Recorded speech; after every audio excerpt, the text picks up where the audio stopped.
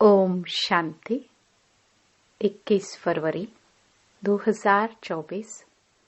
बाबा के महावाक्य। मीठे बच्चे, ज्ञान की तलवार में योग का जौहर चाहिए, तभी विजयी होगी। ज्ञान में योग का जौहर है तो उसका असर जरूर होगा। प्रश्न: तुम खुदा के पैगंबर हो, तुम्हें सारी दुनिया को कौन सा पैगाम देना है? उत्तर: सारी दुनिया को पैगाम दो कि खुदा ने कहा है, तुम सब अपने को आत्मा समझो, देह अभिमान छोड़ो, एक मुझ बाप को याद करो तो तुम्हारे सिर से पापों का बोझा उतर जाएगा। एक बाप की याद से तुम पावन बन जाएंगे। अंतर्मुखी बच्चे ही ऐसा पैगाम सभी को दे सकते हैं। ओम शांति। बाप ने समझाया है कि कोई भी मनुष्य मात्र, फिर चाहे दैवी गुण वाला हो या आसुरी गुण वाला हो, उनको भगवान नहीं कह सकते। यह तो बच्चे जानते हैं। दैवी गुण वाले होते हैं सतयुग में, आसुरी गुण वाले होते हैं कलयुग में। इसलिए बाबा ने लिखत भी बनाई है कि दैवी गुण वाले हो या आसुरी गुण वाले, सतयुगी हो या कलयुगी, यह बातें बड़ी मुश्किल से मनुष्यों को समझ में आती हैं। तुम सीढ़ी पर बहुत अच्छी रीति समझा सकते हो। तुम्हारे ज्ञान के बाण बहुत अच्छे हैं, परंतु उसमें जौहर चाहिए। जैसे तलवार में भी जौहर होता है। कोई बहुत तीखे जौहर वाले होते हैं। जैसे गुरु गोविंद सिंह की तलवार विलायत चली गई। उस तलवार को लेकर परिक्रमा देते हैं, बहुत साफ रखते हैं। कोई 2 पैसे की तलवार भी होते हैं जिसमें जौहर होता है, वह बहुत तीखी होती है, उनका दाम बहुत होता है। बच्चों में भी ऐसे हैं। कोई में ज्ञान बहुत है, योग का जौहर कम है। जो बांधेले हैं, गरीब हैं, वह शिव बाबा को बहुत याद करते हैं। उनमें ज्ञान कम है, योग का जौहर बहुत है। वह तमो प्रधान से सतो प्रधान बन रहे हैं। जैसे एक अर्जुन भील का भी मिसाल दिखाते हैं। अर्जुन से भी भील तीखा हो गया बाण मारने में। अर्जुन अर्थात जो घर में रहते हैं, रोज सुनते हैं। उनसे बाहर रहने वाले तीखे हो जाते हैं। जिसमें ज्ञान का जौहर है, उनके आगे वह भरीड होते हैं, कहेंगे भावी। कोई फेल होते हैं, वह देवाला मारते हैं तो नसीब पर हाथ रखते हैं। ज्ञान के साथ योग का जौहर भी जरूर चाहिए। जौहर नहीं तो गोया कुक्कड़ ज्ञानी हैं। बच्चे भी फील करते हैं। कोई का पति में, कोई का किस में प्यार होता है। ज्ञान में बहुत तीखे होते, लेकिन अंदर खिटखिट रहती है। यहाँ तो बिल्कुल साधारण रहना है। सब कुछ देखते हुए जैसे देखते ही नहीं। एक बाप से ही प्रीत है। तब तो गाया जाता है, कम कारडे ऑफिस आदि में काम करते भी बुद्धि में याद रहे कि मैं आत्मा हूँ। बाबा ने फरमान किया है कि मुझे याद करते रहो। भक्ति मार्ग में भी कामकाज करते कोई न कोई इष्ट देवता को याद करते रहते हैं। वह तो है पत्थर का बोध, उनमें आत्मा तो है नहीं। लक्ष्मी नारायण भी पूजे जाते हैं, वह भी पत्थर की मूर्ति है ना। बोलो, इनकी आत्मा कहाँ है? अब तुम समझते हो, जरूर कोई नाम रूप में है। अब तुम फिर योग बल से पावन देवता बन रहे हो। एम ऑब्जेक्ट भी है। दूसरी बात, बाप समझाते हैं, ज्ञान सागर और ज्ञान गंगाएं इस पुरुषोत्तम संगम युग पर ही होते हैं। बस एक ही समय पर होते हैं। ज्ञान सागर आते ही हैं कल्प के इस पुरुषोत्तम संगम युग पर। ज्ञान सागर है निराकार परमपिता परमात्मा शिव। उनको शरीर जरूर चाहिए जो बात भी कर सके। बाकी पानी की तो बात ही नहीं। यह तुमको ज्ञान मिलता ही है संगम युग पर। बाकी सबके पास है भक्ति। भक्ति मार्ग वाले गंगा के पानी को भी पूजते रहते हैं। पतित पावन तो एक ही बाप है। वह आते ही एक बार हैं जब पुरानी दुनिया बदलनी है। अब यह किसको समझाने में बुद्धि भी चाहिए। एकांत में विचार सागर मंथन करना पड़े।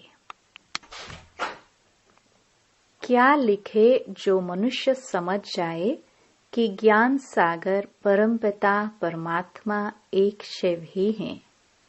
वह जब आते हैं, उनके बच्चे जो ब्रह्मा कुमार कुमारियां बनते हैं, वह ज्ञान धारण कर ज्ञान गंगाएं बनते हैं। अनेक ज्ञान गंगाएं हैं जो ज्ञान सुनाते रहते हैं। वही सद्गति कर सकते हैं। पानी में स्नान करने से पावन नहीं बन सकते। ज्ञान होते ही हैं संगम पर। यह समझाने की युक्ति चाहिए। बड़ा अंतर्मुख चाहिए। शरीर का भान छोड़ अपने को आत्मा समझना है। इस समय कहेंगे, हम पुरुषार्थी हैं। याद करते करते जब पाप खत्म होंगे तब लड़ाई शुरू होगी। जब तक सबको पैगाम मिल जाए। पैगाम अथवा मैसेज तो शिव बाबा ही देते हैं। खुदा को पैगंबर कहते हैं ना। तुम सबको यह पैगाम पहुंचाते हो कि अपने को आत्मा समझ परमपिता परमात्मा के साथ योग लगाओ। तो बाप प्रतिज्ञा करते हैं कि तुम्हारे जन्म जन्मांतर के पाप कट जाएंगे। यह तो बाप ब्रह्मा मुख से बैठ समझाते हैं। पानी की गंगा क्या समझाएगी। बेहद का बाप बेहद के बच्चों को समझाते हैं। तुम सतयुग में कितने सुखी संपत्तिवान थे, अभी दुखी कंगाल बन पड़े हो। यह है बेहद की बात। बाकी यह चित्र आदि सब भक्ति मार्ग के हैं। यह भक्ति मार्ग की सामग्री भी बननी है। शास्त्र पढ़ना, पूजा करना, यह भक्ति है ना। मैं थोड़े शास्त्र आदि पढ़ाता हूँ। मैं तो तुम पतितों को पावन बनाने के लिए ज्ञान सुनाता हूँ कि अपने को आत्मा समझो। अभी आत्मा और शरीर दोनों ही पतित हैं। अब बाप को याद करो तो तुम यह देवता बन जाएंगे। देह के सर्व पुराने संबंधियों से ममत्व मिट जाए। गाते भी हैं, आप आएंगे तो हम और कोई की नहीं सुनेंगे। एक आप से ही सब संबंध जोड़ेंगे और सब देहधारियों को भूल जाएंगे। अब बाप तुमको अपना वायदा याद कराते हैं। बाप कहते हैं, मेरे साथ योग लगाने से ही तुम्हारे विकर्म विनाश होंगे। तुम नई दुनिया के मालिक बन जाएंगे। यह है एम ऑब्जेक्ट। राजाओं के साथ प्रजा भी जरूर बननी है। राजाओं को दास दासियां भी चाहिए। बाप सब बातें समझाते रहते हैं। अच्छी तरह योग में नहीं रहेंगे, दैवी गुण धारण नहीं करेंगे तो ऊंच पद कैसे पाएंगे। घर में कोई न कोई बात पर झगड़ा कलह होती है ना। बाप लिख देते हैं, तुम्हारे घर में कलह है, इसलिए ज्ञान ठहरता नहीं। बाबा पूछते हैं, स्त्री पुरुष दोनों ठीक चलते हैं?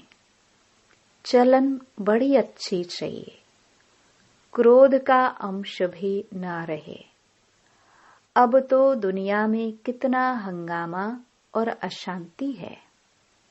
तुम्हारे में बहुत ज्ञान योग में तीखे हो जाएंगे तो और भी बहुत याद करने लग पड़ेंगे। तुम्हारी प्रैक्टिस भी अच्छी हो जाएगी और बुद्धि भी विशाल हो जाएगी। बाबा को छोटे चित्र इतने पसंद नहीं आते हैं। सब बड़े बड़े चित्र हों, बाहर मुख्य स्थानों पर रखो। जैसे नाटक के बड़े बड़े चित्र रखते हैं ना, अच्छे अच्छे चित्र बनाओ जो बिल्कुल खराब ना हो। सीढ़ी भी बहुत बड़ी बड़ी बनाकर ऐसी जगह रखो जो सबकी नजर पड़े। शीट पर ही रंग आदि ऐसा मजबूत हो जो पानी व धूप में खराब न हो। मुख्य स्थानों पर रख दो, या कहाँ एग्जिबिशन होती है तो मुख्य बड़े 2-3 चित्र ही काफी हैं। यह गोला भी वास्तव में दीवार जितना बनना चाहिए। भल 8-10 आदमी उठाकर रखे, कोई भी दूर से देखे तो एकदम क्लियर मालूम पड़ जाए। सतयुग में तो और सब इतने धर्म होते नहीं, वह तो आते ही बाद में हैं। पहले तो स्वर्ग में बहुत थोड़े मनुष्य होते हैं। अब स्वर्ग है या नरक, तुम इस पर बहुत अच्छी तरह समझा सकते हो। जो आए उनको समझाते रहो।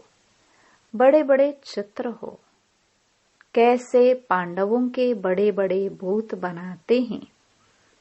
तुम भी पांडव हो ना।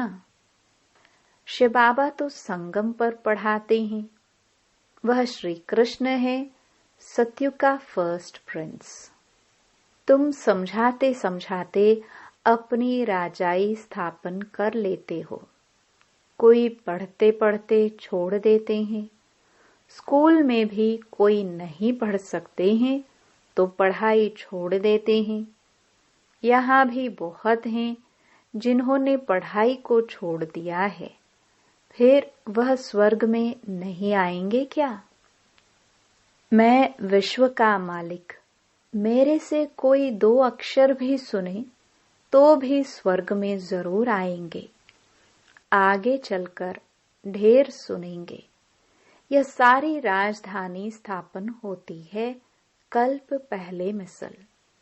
बच्चे समझते हैं हमने अनेक बार राज्य लिया है, फिर गवाया है। हीरे जैसा थे, फिर कौड़ी जैसा बने हैं। भारत हीरे मिसल थे। अभी फिर क्या हुआ है? भारत तो वही होगा ना। इस संगम को पुरुषोत्तम युग कहा जाता है।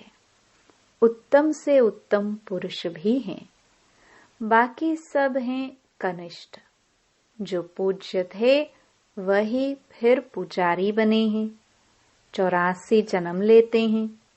वह शरीर भी खत्म हो गए, आत्मा भी तमो प्रधान हो गई। जब सतो प्रधान है तब तो पूजते ही नहीं, चैतन्य में है। अब तुम शिव बाबा को चैतन्य में याद करते हो, फिर पुजारी बनेंगे तो पत्थर को पूजेंगे।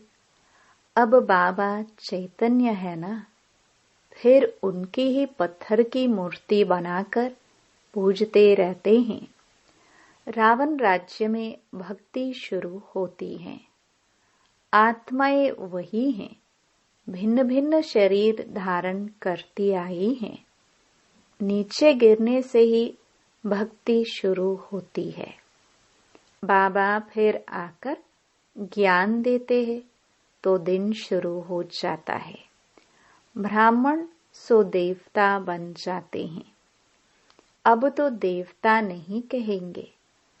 ब्रह्मा तो सतयुग में होता नहीं।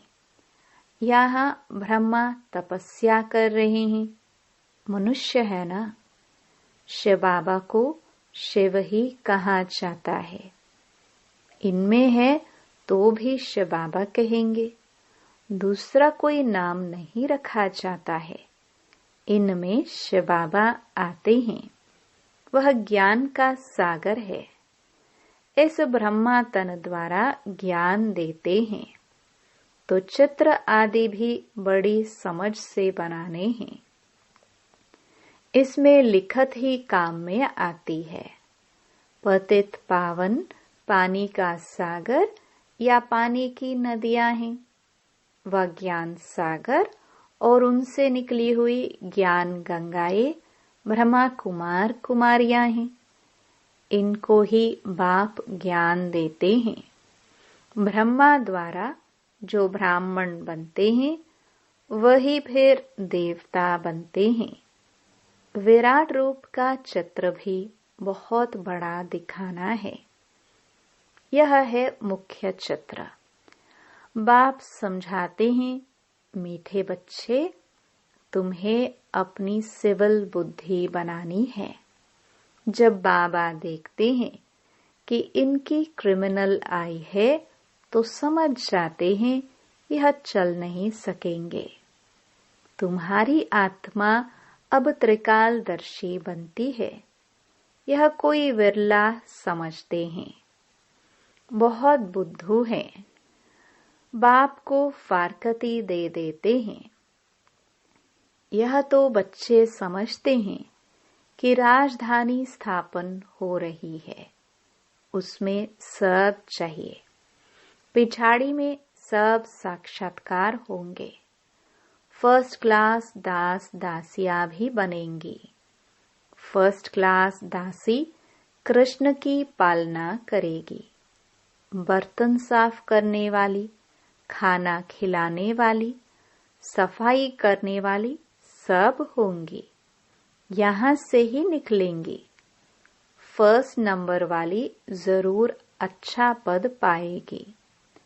वह भासना आती है। बाबा को बच्चों से भासना आती है।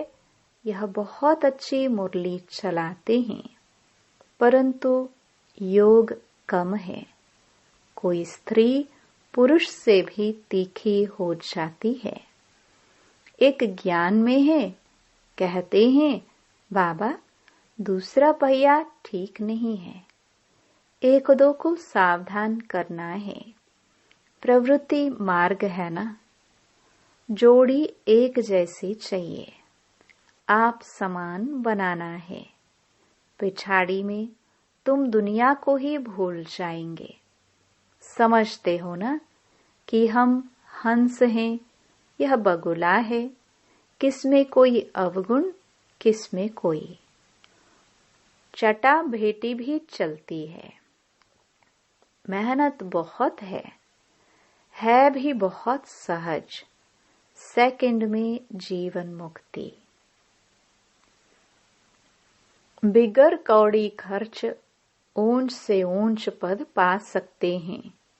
गरीब जो हैं वह अच्छी सर्विस करते रहते हैं। यह तो पता है ना कि कौन कौन खाली हाथ आए हैं। बहुत कुछ ले आने वाले आज है नहीं, और गरीब बहुत ऊंच मर्तबा पा रहे हैं। अच्छा,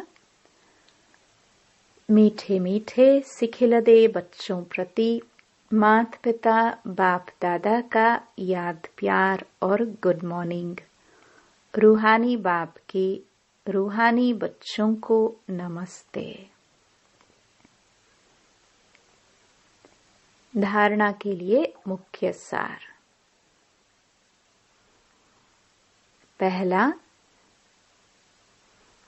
ज्ञान तलवार में याद का जौहर भरने के लिए कर्म करते अंतर्मुखी बन अभ्यास करना है कि मैं आत्मा हूँ। मुझ आत्मा को बाप का फरमान है कि निरंतर मुझे याद करो। एक बाप से सच्ची प्रीत रखो। देह और देह के संबंधियों से ममत्व निकाल दो। दूसरा, प्रवृत्ति में रहते एक दो को सावधान कर हंस बन ऊंच पद लेना है। क्रोध का अंश भी निकाल देना है। अपनी सिविल बुद्धि बनानी है। वरदान, साक्षी हो कर्मेंद्रियों से कर्म कराने वाले कर्तापन के भान से मुक्त अशरीरी भव।